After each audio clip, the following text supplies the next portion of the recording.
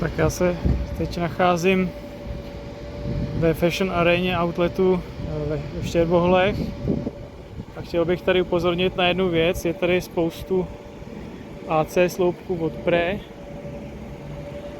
To je moc fajn, tamhle je dokonce 150 kW stojan. Akorát problém jediný je ten, že pokud musíte používat redukci z Menekesu na 230 V, tak bohužel tady ty supermoderní sloupky to nepoznají, že je vozidlo připojený. Takže to tady hlásí jako, že není to zapojený. Nebo komunikace, já nevím prostě. A nespustí se nabíjení, jo? Tak bacha tady na ty supermoderní AC sloupky, ještě jsem se s tím setkal u nás v Měcholupech, tam jsou zase supermoderní wallboxy od Pre, jo? Tak ty taky tady s těma redukcema nefungujou.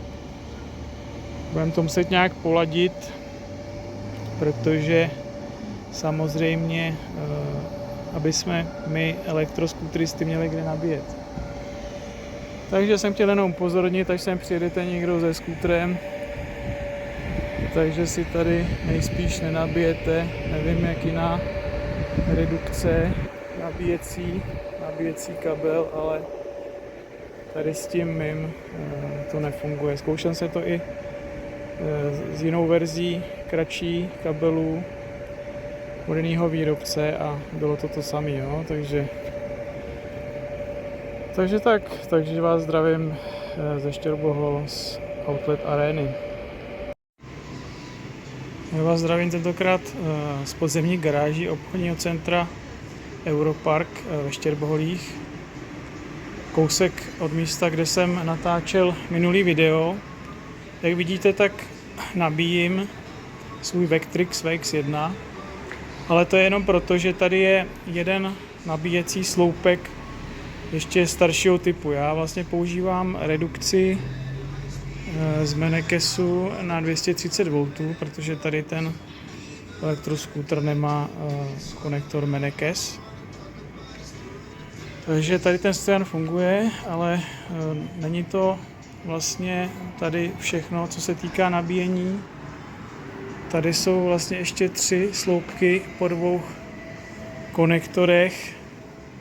Právě ty supermoderní sloupky s tím displejem, který jsou sice super pro auta, ale pro nás elektroskútristy s našima redukcema bohužel ten sloupek to vozidlo nepozná. Zajímavý je, že nabíjení jde spustit normálně, ale pořád samozřejmě tam nic neteče a vlastně to tam hlásí, že není sloupek nabíjecí propojený s vozidlem, jo? Takže kdyby náhodou jste sem někdo z vás přijel s vozidlem, který nemá Menekes, tak to na těch supermoderních sloupcích s displejem nenabijete. Já mám ještě vytipovaný jedno místo, kde jsou pro změnu vylepšený wallboxy s displejem, tak to vám ještě natočím a potom to dám do jednoho videa a dám to na YouTube. Takže zatím. Teď jsem přijel do Horních Měcholup a tady je u školy nad přehradou, respektive v ulici nad přehradou, zase opět modernizovaný wallbox od Pre, který stejně jako ty sloupky s tím displejem nefungují na redukci Menekes Shuko 230 V. Takže tady je další místo, kde já si nenabiju svoje elektroskútry, které mají jenom 230 V zástrčku. Takže uvidíme, no, pokusíme se to nějak vyřešit. Ještě tady na sídlišti pár wallboxů starých je, kde můžu nabíjet, ale až zmizej ty staré wallboxy, tak budu mít asi nejspíš problém, protože nemám svou vlastní garáž, kde bych mohl nabíjet svoje elektroskútry a elektromotorky. Takže já se loučím tady od školy nad Přehradou a pojedu si nabít svůj Vectrix na starý Wallbox Pre tady v Horních Něchoupech. Tak, teď jsem měl takový kouzlo, že jsem proměnil Vectrix VX1 elektroskútr za elektromobil Renault Fluence ZE. Ne, já jsem měl domů s Vectrixem, respektive k jiný nabíječce, a tady jsem přijel se svým Fluencem právě elektrickým, abych otestoval, jestli funguje ten Wallbox.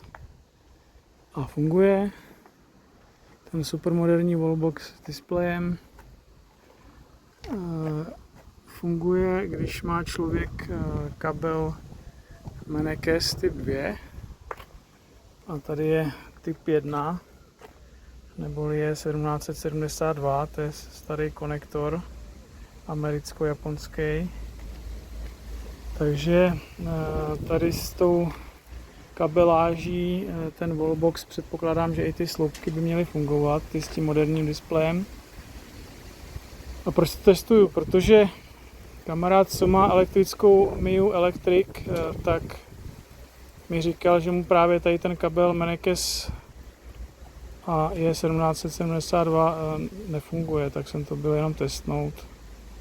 Tak nevím, možná je problém v tom kabelu, anebo v tom autě jako takovým, že tam nějaká komunikace není úplně tak, jak má být. Takže jo.